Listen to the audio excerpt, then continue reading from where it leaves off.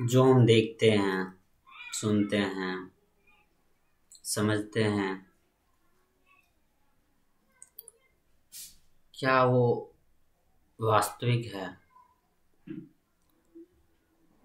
जब इसका बात होगा तो हम कहेंगे या हम सब कहते हैं, हो भी सकता है, नहीं भी हो सकता है। कुछ चीज़ वास्तविक हो सकता है, जो हम देखते हैं वो नहीं हो सकता है।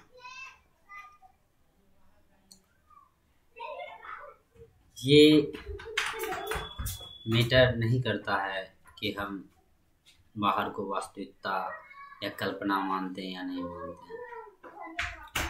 मैटर ये करता है कि अगर हम वास्तविक भी उसको मान रहे हैं या जान रहे हैं कोई वस्तु पदार्थ को, हम उसके साथ कैसा व्यवहार कर रहे हैं।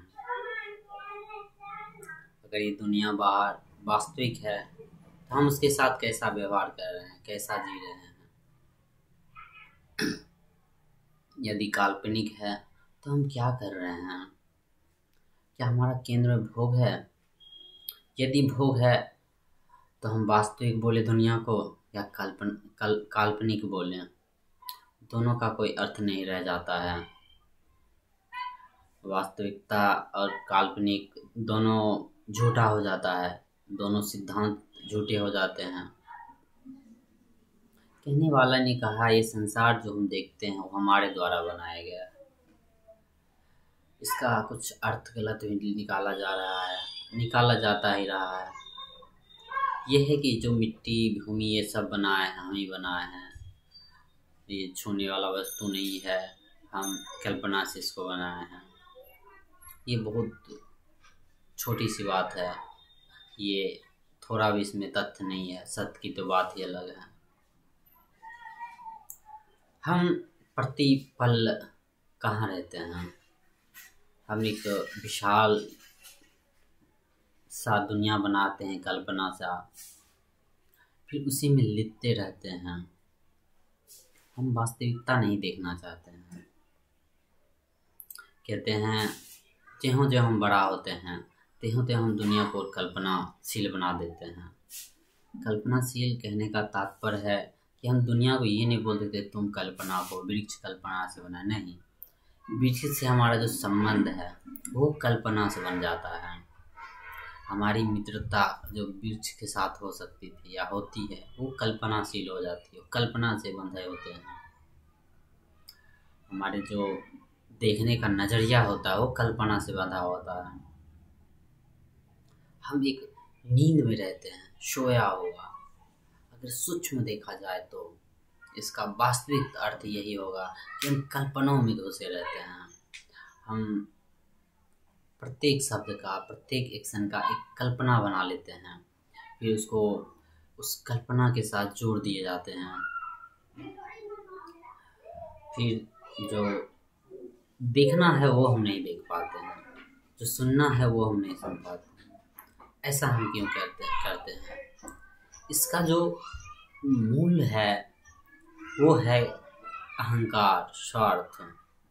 हम अपने स्वार्थ के कारण, अपने अहंकार के कारण वो वास्तविकता नहीं देख चाहते हैं। लेकिन उससे भी पीछे जो मूल है वो है हमारी अज्ञानता। हम भागते हैं निर्मलता से, सरलता से, अपनी अच्छाई से भागते हैं, तो हम बुराई को पकड़ते हैं। बुराई का तात्पर्य है कि हम कल्पनाओं में घुसे रहते हैं। बुराई का तात्पर्य है कि हम अच्छाई को नहीं देखना चाहते, यही बुराई है। बुराई का मतलब है कि हम जानते हुए भी उसको नहीं जी रहे हैं। जो तथ्य से भरा हुआ जिंदगी है हम उससे भाग रहे हैं। जो वास्तविकता है हमारे जीवन में, जो भी हमारे ज्ञान इंद्रिय बोलता है कि ये वास्तविकता है, इतना वास्तविकता है, हम उसमें नहीं रहते हैं और अलग अलग वास्तविकता बना लेते हैं।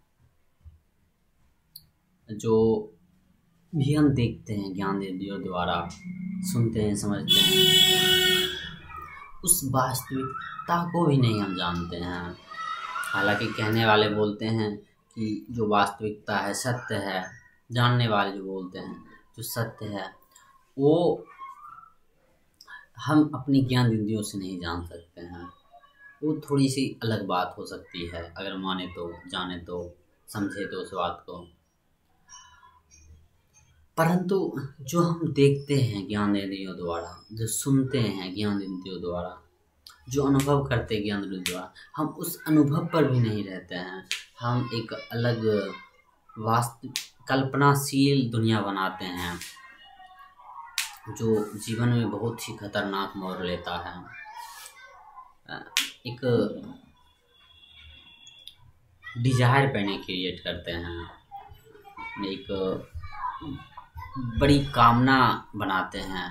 हालांकि जानने वाले जो हैं वो कहते हैं कि ये कामना जो है ये इंसान की वृत्ति है, ये भी इंसान द्वारा क्रिएट किया नहीं हुआ है, ये भी प्रकृति का एक नियम है कामना। लेकिन इंसान की कामना की बात अलग है। एक जानवर है, उसकी कामना क्या हो सकती है? अच्छी भोजन, अच्छे शारीरिक संबंध, और क्या हो सकते हैं कि उनका एक घर हो, एक जानवर का एक घर या एक इलाका होना चाहिए। और क्या हो सकती है उसकी कामना?